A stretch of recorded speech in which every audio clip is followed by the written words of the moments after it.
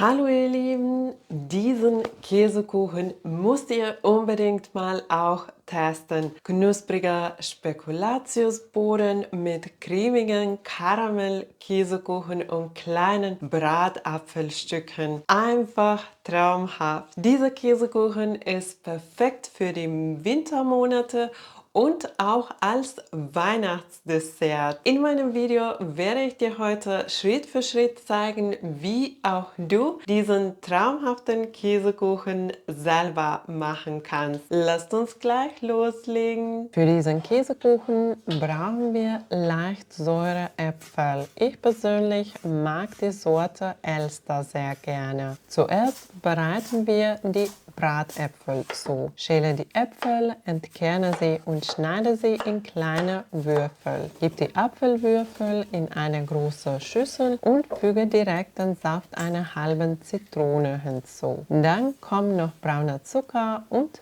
Zimt dazu. Vermische alles gut, damit sich die Zutaten gleichmäßig verteilen. Erhitze eine große Pfanne auf mittlerer Hitze, gib die Äpfel und etwas Wasser hinzu, um den Pfannenboden leicht zu bedecken. Das verhindert, dass die Äpfel anhaften, bevor sie ihren eigenen Saft abgeben. Anfangs werden die Äpfel viel Flüssigkeit abgeben. Brate sie nur so lange, bis die Flüssigkeit verdunstet ist. Nimm die Pfanne dann vom Herd und lasse die Äpfel vollständig abkühlen. Jetzt bereiten wir den Käsekuchenboden vor. Gib die Spekulatiuskekse in einen Gefrierbeutel und zerkleinere sie mit einem Nudelholz. Alternativ kannst du die Kekse auch in einem Mixer fein mahlen. Wichtig ist, dass die Krümel sehr fein sind. Gib die Kekskrümel in eine Schüssel, füge die geschmolzene, abgekühlte Butter hinzu und vermische alles gut mit den Händen, bis die Butter die Krümel gleichmäßig bedeckt. Die Masse ist fertig, wenn sie beim Drücken zusammenhält und nicht zerbröselt. Falls sie noch nicht gut genug hält, kannst du etwas mehr geschmolzene Butter hinzufügen.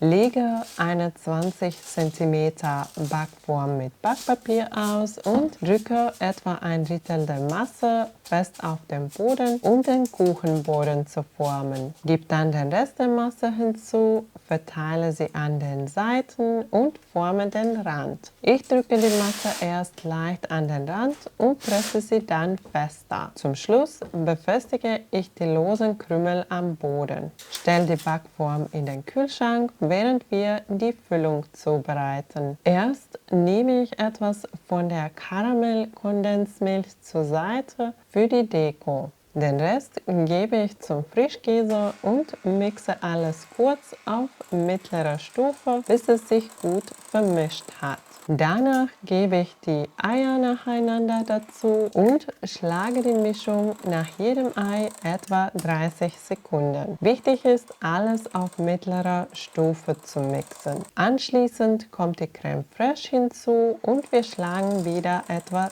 30 Sekunden weiter. Jetzt noch das Mehl durch ein Sieb dazugeben und ein letztes Mal schlagen, bis alles gut vermischt ist. Ich rühre am Ende gerne noch mit einem Spatel durch, um sicherzustellen, dass wirklich alles gut vermengt ist. Jetzt kommt das Highlight, die Bratäpfel. Lass etwas von den Bratäpfeln zur Seite für die Deko und mische den Rest unter die Füllung. Gib die fertige Füllung in die Backform und glätte die Oberfläche mit einem Spatel. Mit einem Teelöffel gebe ich kleine Kekse der Karamellkondensmilch auf den Käsekuchen und ziehe zum Schluss mit einem Holzstäbchen ein schönes Muster. Zum Schluss verteile ich noch die restlichen Bratäpfel auf dem Kuchen. Für einen richtig cremigen Käsekuchen backen wir ihn im Wasserbad. Stelle ein Backblech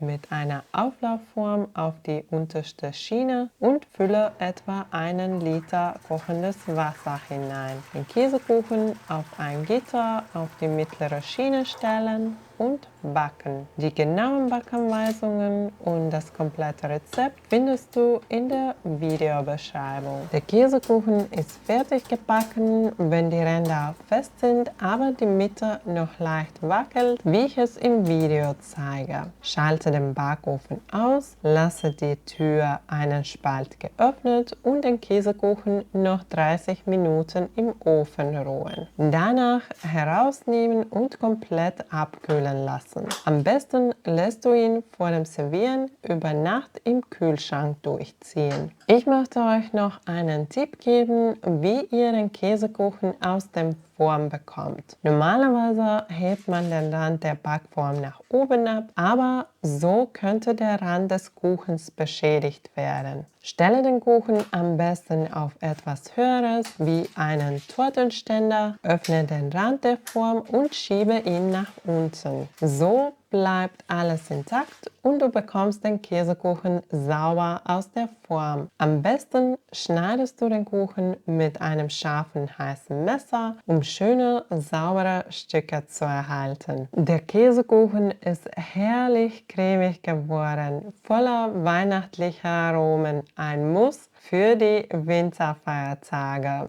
Lass es dir schmecken. Ich hoffe, euch hat mein winterliches Karamell-Käsekuchen mit Bratäpfeln gefallen. Ich finde, es ist einfach perfekt für die Wintermonate und ich bin mir schon sicher, dass es diesen Käsekuchen bei uns zum Weihnachten gibt. Wenn du den Rezept noch davor testen möchtest, dann kannst du und hast noch Zeit, es zu testen. Und ich sag dir schon, es wird dich einfach umhauen. Es ist unfassbar lecker. Test es mal und lass mir in den Kommentaren wissen, wie es dir gefallen hat. Und wenn dir das Rezept gefallen hat, vergiss nicht den Daumen nach oben zu geben. Und wenn du neu auf meinem Kanal bist, dann kannst du jetzt abonnieren, um keine neuen leckeren Rezepte zu verpassen. Danke, dass du dabei warst. Tschüss und bis zum nächsten Mal.